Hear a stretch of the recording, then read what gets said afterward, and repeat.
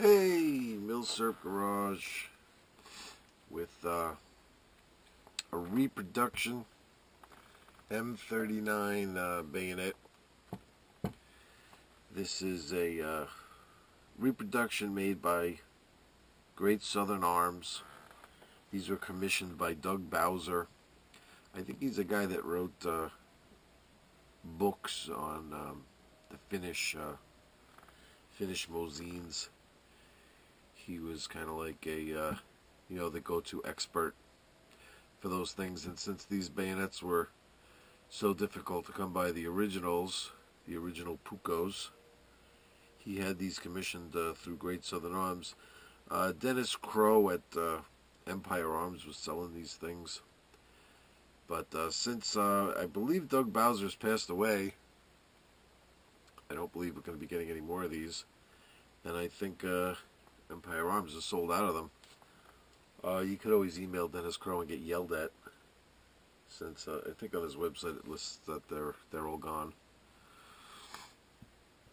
But I guess it couldn't hurt to ask, but you will get yelled at. I think it's a great reproduction, but something that always bothered me was this, the button. You can even hear it. It's just a very rough feel to it,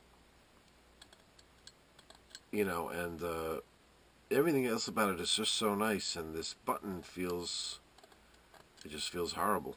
And I guess the point of this video is just that, before I actually even do anything to it, I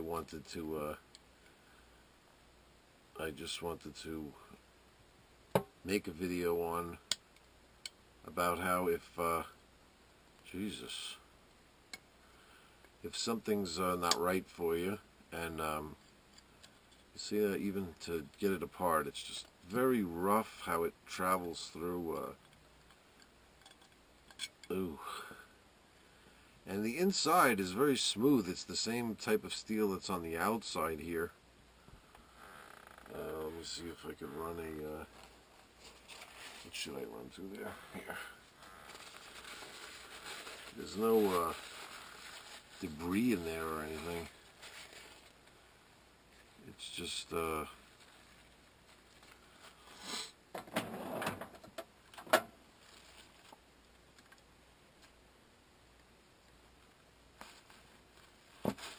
maybe a little bit of dirt came out, but it's definitely not the cause for it to be feeling this way. You could look at this piece and see that it's this piece here is just very rough.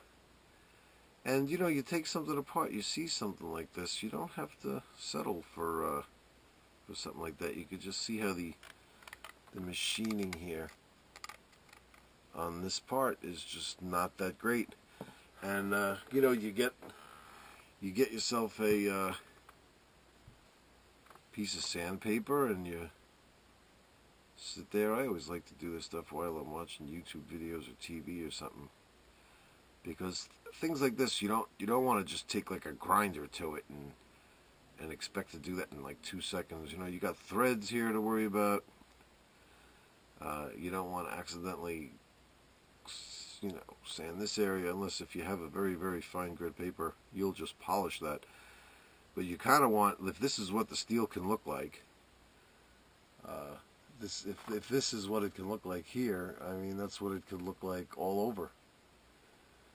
You know what I mean? So I'm going to do that and make it better.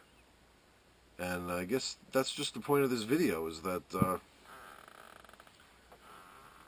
sometimes this stuff, like this amateur gunsmithing or this, fooling with things, at least once, twice a week, I like to always get out something and make it better. If you can make something in your collection better, not necessarily a modification, you're keeping it the way it is, you're just making it better. These things are awesome. I would, of course, pick up one of these originals if I could locate one, but good luck. And then locating it is only half the problem. Then paying for it, trying to justify what what some of these are going for is difficult. They're very, very rare. But the feel of how this moves through this hole here, I feel a whole lot better about this guy if that was improved. And by you know, looking at the condition of the metal here on the shaft, it's obvious what's making it feel that way. So I don't think I need to follow a video with it polished, but trust me, when I'm done with this part, if I was good enough to know how to pause a video and then come back to it, I would do that. But I'm at level 1 of my technology and making videos here for YouTube, so I can't even do that.